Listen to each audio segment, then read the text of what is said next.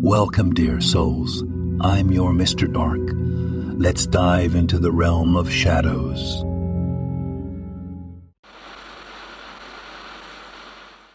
My wife Lynn and I have been together for 6 years and married for 11 months. Our entire history together has been very normal, and never once have I noticed any weird behaviors or red flags. I can't stress enough how out of character this whole thing is for her. Lynn is very kind, intelligent, thoughtful. She's always been the no-nonsense type of person. Being childish or trying to scare me is not something she'd normally do. She doesn't even like watching horror movies. When we first started dating, she agreed to watch The Shining with me because she knew how much I loved horror. She was so scared that she didn't even make it through half of the movie before we had to turn it off. She isn't into anything creepy and has never been into pranks. It's just not her cup of tea. And that's fine. But that's what was so strange about this. It's just so unlike her. I should also add that she never had any mental health issues, and as far as I'm aware, it doesn't run in her family. I know some people are able to hide their mental health problems, but in the 6 years we've been together, I think I'd have seen some sort of sign. 2 months ago, I was in the kitchen making myself some coffee before work. I was running a bit late that morning and knew I wouldn't be able to make it to Dunkin' Donuts for my usual morning fix. I took a sip of my coffee as I hurried down the hall towards the front door, when I happened to notice Lynn peeking at me from around the corner ahead of me. I could only see her eyes, and a strand of her long dark hair hanging against the wall. The rest of her body was concealed behind the corner. I nearly spilled my coffee when I saw her. I did burn the shit out of my lips. "Geez, Lynn," I said, wiping a few drops of coffee from my pants. "You scared the shit out of me." She immediately popped out of view like a little kid that had been caught. I heard her scurry off towards the living room, and by the time I got to the front door, she was out of sight. It was really weird, and just totally out of character for her, like I said. But I also found it kind of funny that she was being more playful and a little less serious. I shouted that I loved her, and called her a weirdo. As I shut the door behind me, I heard her laughing. Her behavior was a bit odd, but it certainly wasn't something to call a priest over. I forgot about it by lunch, and by the time I got home, she was her normal self. I didn't bring it up, and neither did she, and life went on. The next incident happened 3 days later. It was around 2 a.m. and I had woken up to get a drink. I was standing at the kitchen island, jug of OJ in hand, when I felt a strong feeling that I was being watched. For whatever reason, I looked down at the floor and saw my wife's smiling face staring back. She was peeking at me from the other side of the island, staring up at me with wide and blinking eyes and grinning. Grinning like the Cheshire Cat. I screamed. I'll admit it, not out of irritation but fear. For some reason at that moment I was scared. At the sound of my scream, Lynn scuttled backwards out of my view, her hands and feet smacking the tile floor as she hurried out of the kitchen on all fours. I didn't run after her, or even yell after her.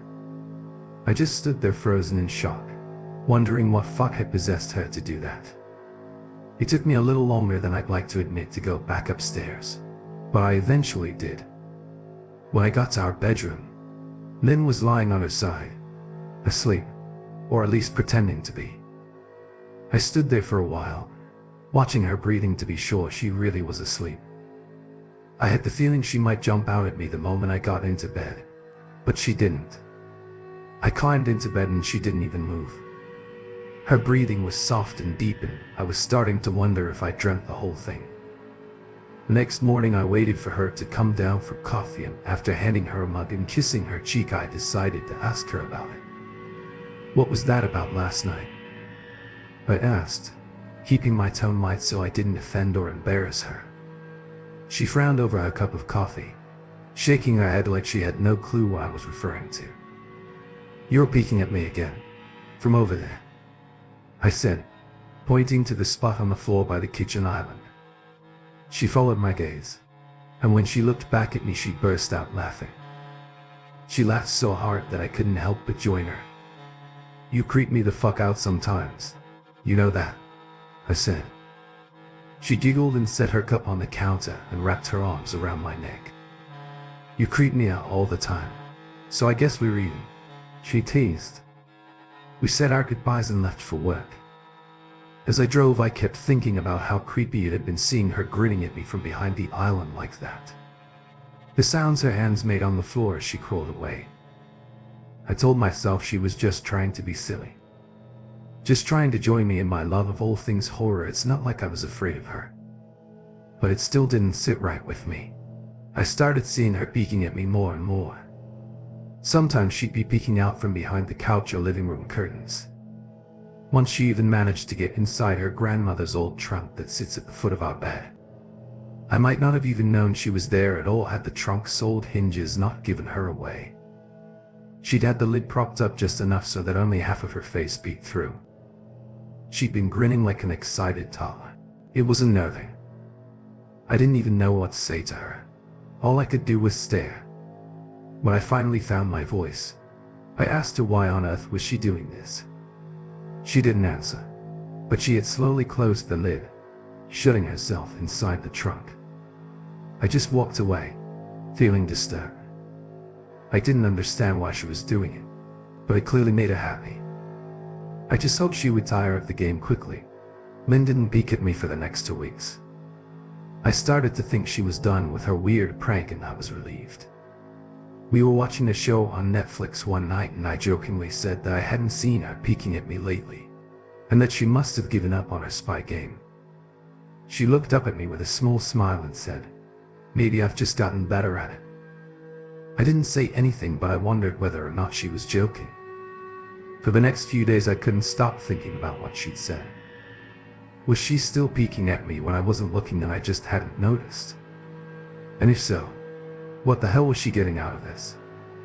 I started to feel paranoid, constantly checking whether she was watching from around the corner or behind a door. I was jumpy whenever I was home and she wasn't in full view of me. I felt stupid and a little crazy, but after a few weeks without another incident, I began to relax. I stopped checking behind furniture and walls and told myself it was just a bad memory. Then a few days ago things got so much worse. Lynn left to go to a friend's, and I lounged on the couch and played a couple games on my laptop. Around 9 p.m. I hopped in the shower as I was washing the soap from my hair. I felt that awful feeling that I was being watched. I slowly opened my eyes and almost had a fucking heart attack. Lynn was peeking from behind the shower curtain. Her entire head stretched into the shower, leaving just her body outside. Her long dark hair hung against the curtain, the ends dripping with water. Her mouth hung open in a terrible grin, eyes wide and red, as if she hadn't blinked in a while. I screamed and jumped back against the wall. She didn't move, nor did her smile waver. Her makeup ran down her cheeks into black streaks. She looked giddy and completely deranged. I was fucking terrified.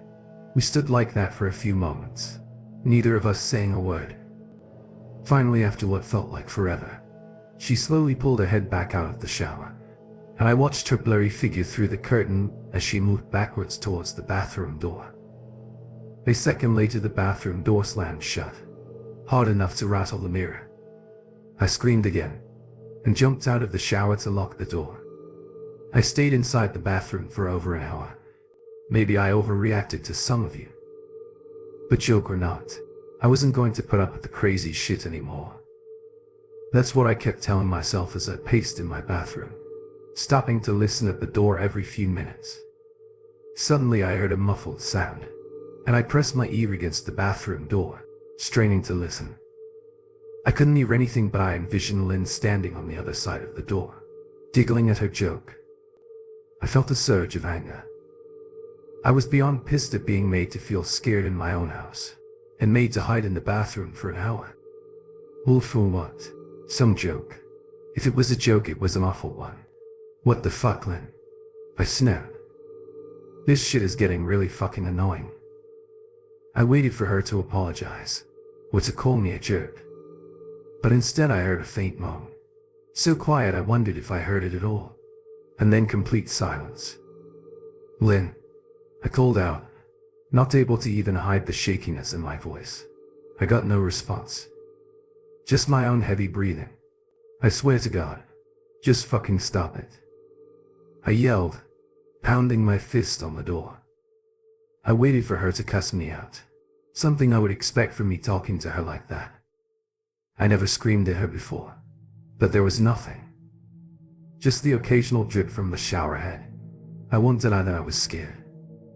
Too afraid to open the damn door and face my own wife. I waited another 30 minutes or so, which feels like a fucking lifetime when you're scared. Finally, I decided I wasn't going to spend the night hiding in my bathroom, so I got down on my knees and peered under the door. I almost expected to see her face peeking back at me, but thankfully I didn't. I could see straight down the hallway to the top of the stairs, but no Lynn.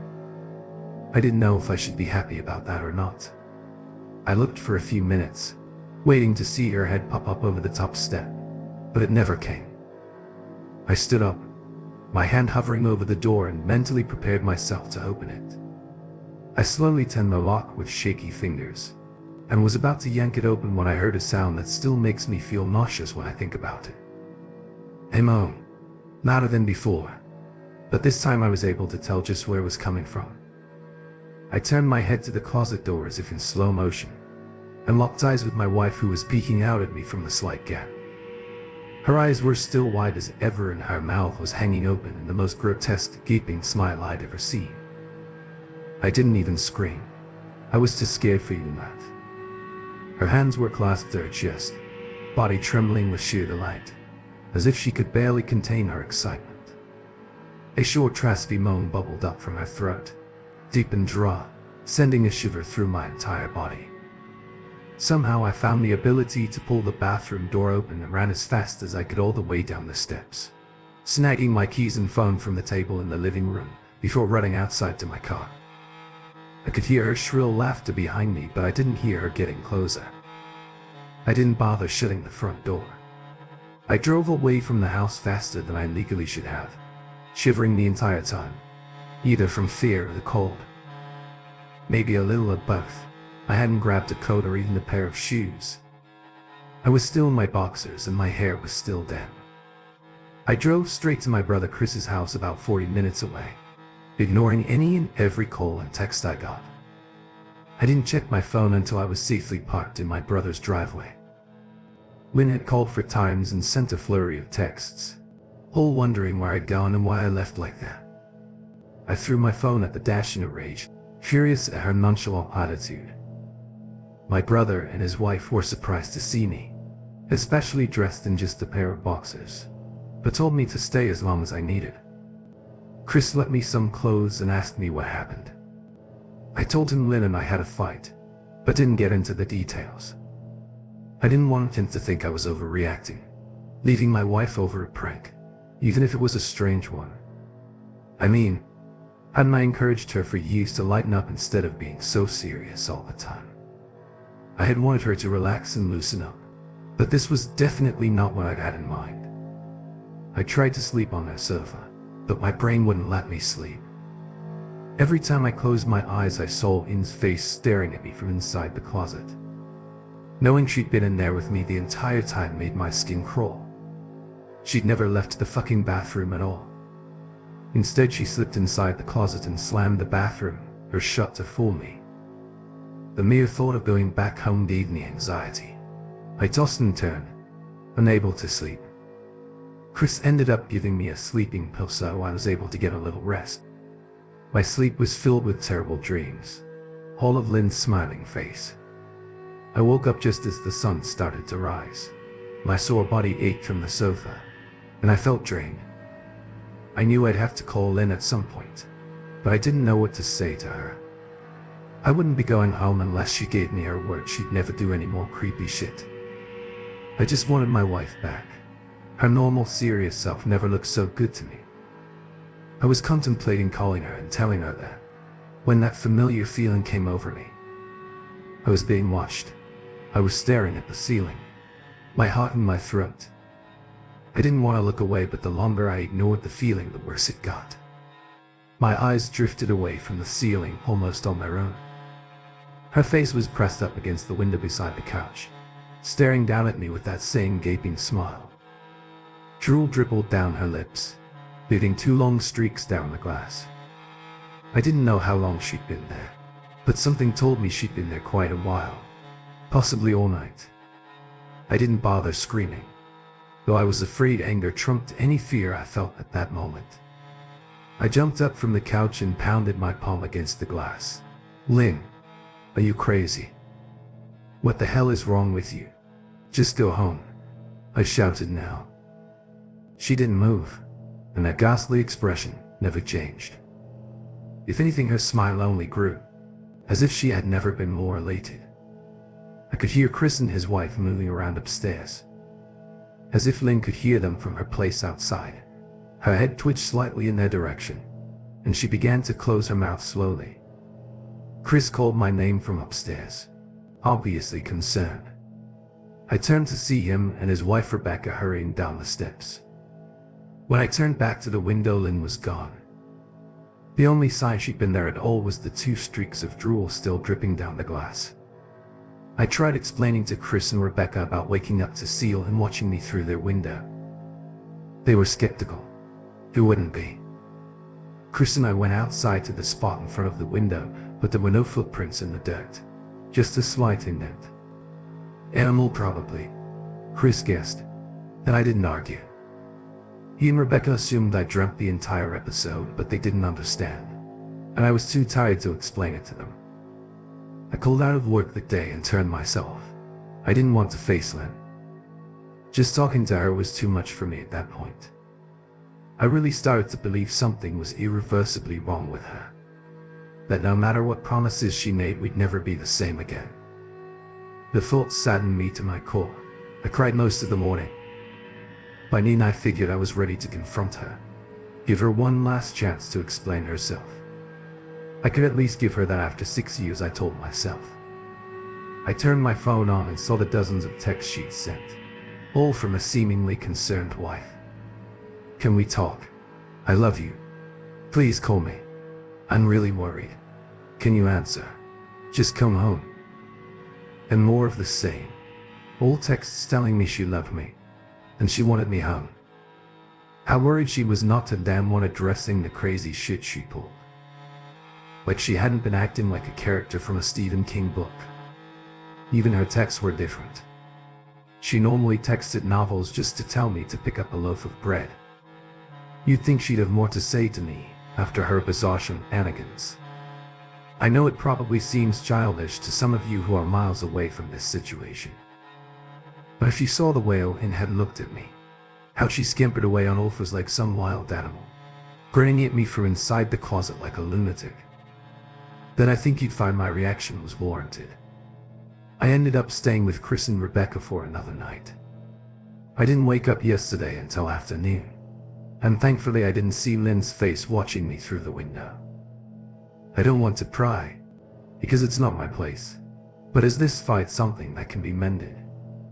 Rebecca asked. She'd made us both a sandwich for lunch, and I knew she wanted to breach the subject without seeming to be nosy. "I don't know. She's like a different person," I said, choosing my words carefully. I still wasn't ready for her or Chris to know the full extent of the batshit craziness I had been dealing with. People change, Ben, but she's still the same woman you married. Maybe you both just need to talk through your issues. Whatever's going on, I'm sure it can be fixed, she said, ever the peacemaker. I think it's beyond that now. I don't think talking would help. I just don't trust her, I said. The words stung in my heart. I missed and loved my wife. But how could I live with someone like that? Living in constant fear didn't sound too appealing. Lynn loves you. She has to be absolutely crushed, she said. I don't know about that, I said. Well, she certainly seemed like it to me. I've never seen her so upset. Very much unlike the Lynn I know, Rebecca said, shaking her head sadly. It took a full minute for her words to really sink in, and when they did, I felt dread worming its way through my skin. Wait, what do you mean? You saw her? You saw Lynn? I asked, my mouth suddenly dry. Rebecca nodded casually as if that fact wasn't nightmare fuel. Maybe for her it wasn't. She stopped by this morning just after Chris left for work, she said, cleaning the plates from the table. I didn't see her car though. Maybe she took an Uber or something. BCC. What did she say? Did she come inside? I asked, sweat starting to break out on my forehead. I began looking around, examining corners as though a predator lurked behind them. No. She just asked if you were awake yet, and I said that you weren't. I asked if she wanted me to wake you, but she said no. Just said to let you sleep. She said as she washed the dishes. That's all. She didn't say anything else. I asked no. She looked awful though, like she hadn't slept in days. I think you should call her. I got up from the table and thanked Rebecca for lunch. I felt a little bit better at the knowledge that at least she hadn't come inside. Still, I needed to double check that the doors were locked. I sat for a while trying to figure out what to do next. I didn't want to go home, but I felt that I owed it to Lynn to help her if I could.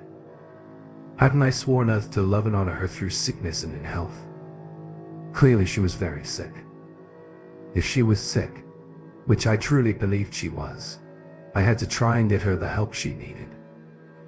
But I didn't even know where to start. I didn't want to call the police, and besides, what the hell was I going to tell them? That my wife was peeking at me, that she was being creepy. As bizarre as she'd been, she still hadn't committed any crime. Not yet anyway. The police would have probably said that I was overreacting, but this wasn't some prank.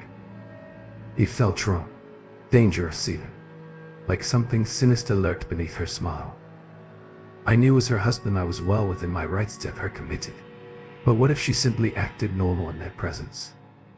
She'd obviously been able to fool Rebecca into thinking she was just a concerned wife. As long as the doctors didn't find her a danger to herself or others, they'd have no choice but to release her after 72 hours. I felt lost and overwhelmed, so I did what any husband in my position would do.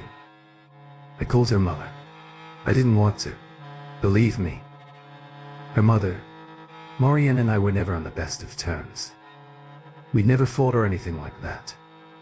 She just wasn't a very warm person, and wasn't really easy to get along with. She hardly ever smiled, and when she did, only her lips would move into a thin-lipped smile, leaving her eyes as blank as before. She gave off this aura that felt like she was permanently on the offensive. I'd only met her twice, and both times were for such short visits. I got the impression she didn't approve of me for her daughter. Lynn always ushered us out quickly, as she didn't want me to feel uncomfortable, which I was grateful for. Being in her mother's company felt almost unbearable, like walking on glass. I was glad when we moved 3 states away so we didn't have to see her often. I was happy to avoid the woman, but I needed her help. I really didn't want to talk to her at all, but I had to talk to someone, and someone who knew Lynn better than I did. So I grit my teeth and did what I had to. Yes, she answered, already sounding irritated. Marianne, it's me, Ben. Do you have a minute to talk? I asked. I could hear her cluck her tongue in irritation. I'm in the middle of writing some checks, but if you insist, I suppose I can spare a moment. What is it that you want to discuss, Benjamin? She said, coolly. It's about Lynn. She's been acting strangely, and I was wondering if you had any idea whether there was something. I was quickly interrupted. It's a bit difficult to follow your rambling, Benjamin. What is that you want from me? She asked. I could almost see her standing there in her thin sweater and slacks, tapping her fingernails impatiently on the table. I wanted to know if you'd ever noticed any odd behavior, or possibly any mental health issues. I asked. There was a long, uncomfortable pause that I couldn't tell was because she was just thinking or something else. Finally, after a few seconds, she spoke. I'm not sure if this is one of your jokes, Benjamin, but if so, I don't find the humor in it. Now I do have business to attend to, as I've said, so if you don't mind, she said, but I cut her off before she could get rid of me. Marianne, it's not a joke. I'm sincerely concerned about Lynn's mental health. Her behavior has been very erratic lately. I'm very worried about her, and I figured as our mother you would be as well, I said, my frustration evident in my voice. If you're truly concerned, then I suggest you get the health professionals involved. I don't know what you expect of me, she snapped. I could tell she was seconds away from hanging up, and for some reason I was desperate not to let her. I had the feeling that she knew a lot more than she was letting on. Please, if not for me, do it for Lynn, I tried. I heard a faint shaky intake of breath, as if she were trying to hold her steely persona together but failing. Marianne, what's WR? I started. Benjamin, I don't know what to tell you. My only advice would be to seek professional help. Do not call here again. Goodbye. I tried to call out to her, but she hung up. I tried to wrap my head around the call and her refusal to help me. Even if she didn't like me, why wouldn't she want to help her own daughter? I couldn't understand that.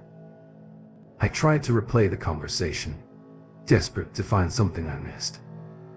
After a while I almost gave up, until I remembered her last words to me. Seek professional help, she'd said those words with a bit of urgency. I could have just been grasping at straws, but no. I was sure her voice had changed ever so slightly when she'd said that. As if they were very important. What had she meant? I assumed she'd been referring to medical professionals, but maybe she was referring to someone else. Someone that she didn't, for some reason, feel comfortable saying directly. Or maybe I was just desperate. I waited for Chris to get home, and after a very long and exhausting conversation with him and Rebecca, I convinced them that Lynn truly needed psychiatric help. I didn't tell them everything. I wasn't prepared to go into it yet, but I told them about our last encounter. How she'd hidden in the bathroom, peeking at me from the closet. They were obviously shocked, but thankfully they believed me. They just wanted to help her. Still, they didn't think it was all that serious. Weird, other store, maybe, but not dangerous. They just kept saying that Lynn had to be playing some kind of weird joke. Maybe for YouTube. Rebecca offered, if only half-heartedly. Chris didn't think we should involve the police just yet. He offered instead to go with me, and I readily accepted. He reasoned that calmly talking to her, trying to coax her into going willingly, was the best recourse. I agreed to do it his way. At least I wouldn't be going into that house alone. We drove over this morning, just after breakfast. There was no way I was going at night. When we pulled into the driveway, my stomach began doing somersaults. Her car wasn't there, but I still didn't let my guard down. The front door was ajar, and for a split second I thought we'd see her eyes staring through the gap. I was shaking and starting to sweat. Chris, however, was fine. He waited for me to open the door, his hands in his pockets like he was going on a fucking stroll through the park. I envied his ignorance. I pushed the door open and was immediately hit with the stench of rot. Chris smelled it too, and he walked in the house behind me with his nose scrunched up. What do you guys use to clean the floors around here? Shit, Chris mumbled. Shut up, I said, my eyes darting around for any signs of Lynn. The house was deadly quiet and dark despite being 10 in the morning. All the curtains were closed up tight, refusing to allow any sunlight inside. If I hadn't left it just 2 days prior, I'd have thought the house to be abandoned. We moved through each room, carefully checking any place that she might hide, occasionally calling her name. Why the fuck are you looking under the couch? Chris asked eventually. Aren't we looking for your wife? He was looking at me like I was a moron. Let's just go upstairs, I whispered. He shook his head but followed me up the stairs to check the bathroom and spare bedroom. On the way up, my shoes crunched over pieces of glass that looked to be littered over a few of the steps. I noticed that one of Lynn and my wedding portraits that hung on the wall along the staircase had been smashed. The frame hung crookedly, all the glass removed. I stared at the picture, a lump forming in my throat. We had taken the photo just after leaving the church, after saying our vows. She looked so beautiful in her white gown, I looked at Lynn's beautiful face. I never dreamed her face would ever be a source of terror for me. We climbed the rest of the steps and checked the spare bedroom, but it looked completely untouched. I was hesitant to go into the bathroom, my fear from that night coming back to me all at once. Chris noticed and offered to go in by himself, but I couldn't let him do that. So we walked in together, checking the closet and the shower. The bathroom looked as if it hadn't been touched since the night I left. I don't think she's here, Ben. Why don't you pack some clothes and we'll try coming back tomorrow or something? Chris said. I nodded and went into our bedroom and shoved some clothes into a duffel bag. When I checked inside our closet, I came across the source of the smell and gagged. Chris took one look and lost all color in his face. He had to go stand by the stairs to get away from the sight and smell. I gazed down in shock at what lay inside my bedroom closet. Soaking into the rug were at least a dozen eyeballs, all carefully laid out in pairs. Some were as large as a quarter, while others were as tiny as a marble. I stared down at the eyes she'd collected from small animals, and I wondered how she'd gotten them, and shuddered at the thought.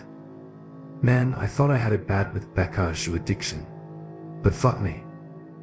Your wife's in here collecting eyeballs, Chris said, gagging.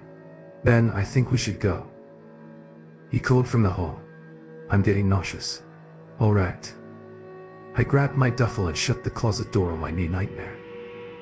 I stepped out into the hall and took a deep breath of air. I could taste the rot on my tongue and I couldn't help but gag. Who the fuck lines up eyeballs in their closet like that? Chris mumbled. I tried to tell you she needed help. I said. She doesn't need help, Ben. She needs a fucking exorcist. He said. You coming or what? I can't stand the smell. His words died in his throat, and his eyes grew wide with fear. I didn't ask him why.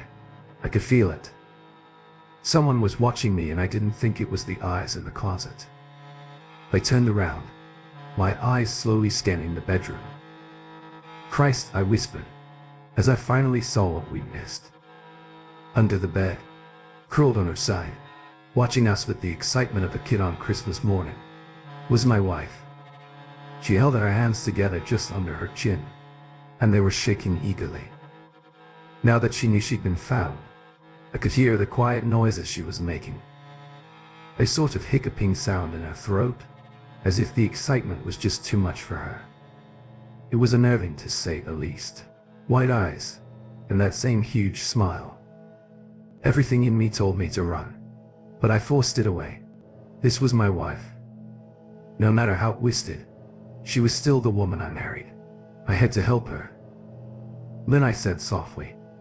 She didn't respond, but her head bobbed back and forth into quick little movements as if she were nodding. Baby, I just want to help, okay? Can you let me do that? I asked. I had taken a single step forward, approaching her like some kind of dangerous animal. I love you, Lynn, I said softly, taking another step closer. She let a tiny moan escape her wide open mouth, and I had to resist the urge to run. Her shoulders were starting to quiver, and her eyes grew as large as saucers.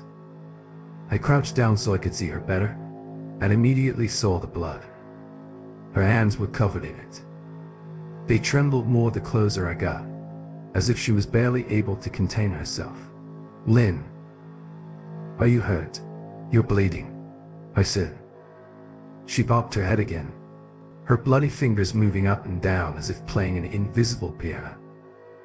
They occasionally grazed her chin, leaving smears of blood on her skin. I wanted to recoil in disgust. The smell that was coming off of her was revolting. I could feel the vomit trying to climb up my throat. Her lips were dry and stretched thin, blood seeping between the cracks. I knew she wouldn't come out on her own, but I didn't want to leave her in the state she was in. I scooted closer and reached out to her. The excited hiccuping sounds got louder and her hands shook, fingers flexing. It was then that I could see the blood oozing from in between her fingers. Oh my God, Lynn, you're bleeding, I said. Instinctively I reached out to take her hand, but before I could even touch her, Her hand sprang out towards me. A sharp pain shot through my arm, and I fell back on my ass. My arm burned, and I could see the blood dripping down onto the carpet. I looked back at her in shock and saw her grinning madly, her fingers clutching a large shard of glass. "You all right in there?" Chris asked from behind me. I turned my head slightly and nodded to him, cradling my arm to my chest. When I turned back to face Lynn, I saw that her focus had shifted. She wasn't looking at me anymore, and she wasn't smiling anymore either. She was staring past me, her eyes glaring at Chris the way a hungry lion might stare at an antelope. Her mouth was still hanging open, but it was twisted into a snarl. I got to my feet and began walking backwards down the hall, afraid to take my eyes off her. "Are you bleeding?" Chris asked. The moment the words left his mouth, Lynn started fast scooting out from under the bed, the glass shard still in her fist. "Chris, Rondo," I yelled. He must have been too afraid to move because a second later I felt my back bump into him.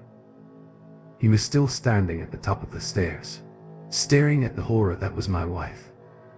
Lynn had crawled completely out from under the bed and stood in the bedroom doorway, her face twisted in rage. Her whole body was visibly tense. Blood ran down her fingers and onto the floor. "Jesus, Lynn," Chris said. "You playing hide and seek?" I reached back and pushed him towards the steps.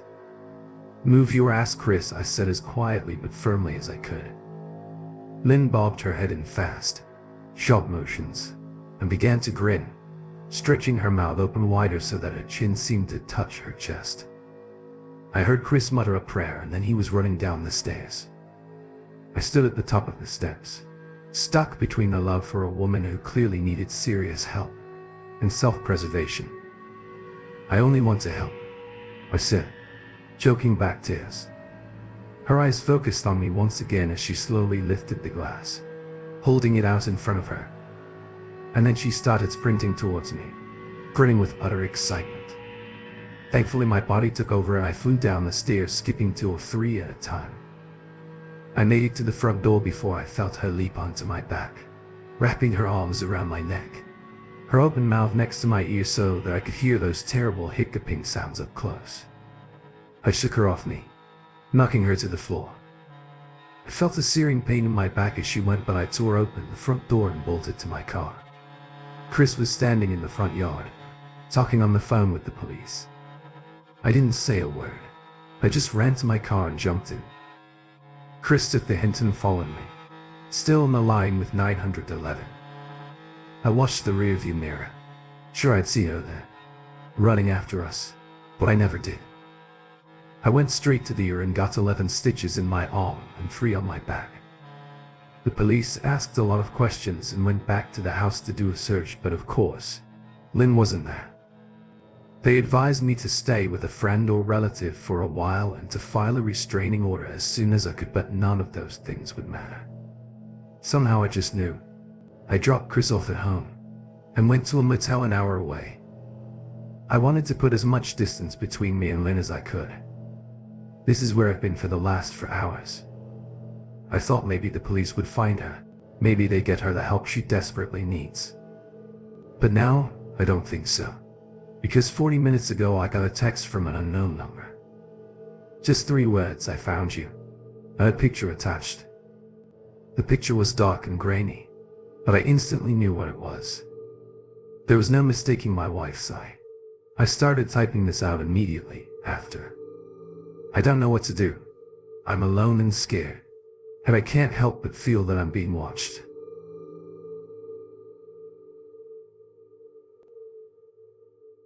Thanks for listening. If you like this story and want to hear more, then please subscribe and like and support this new channel. We have more Reddit horror stories for you to listen to. Hoping to see you all again very soon. Have a sweet dream. Bye.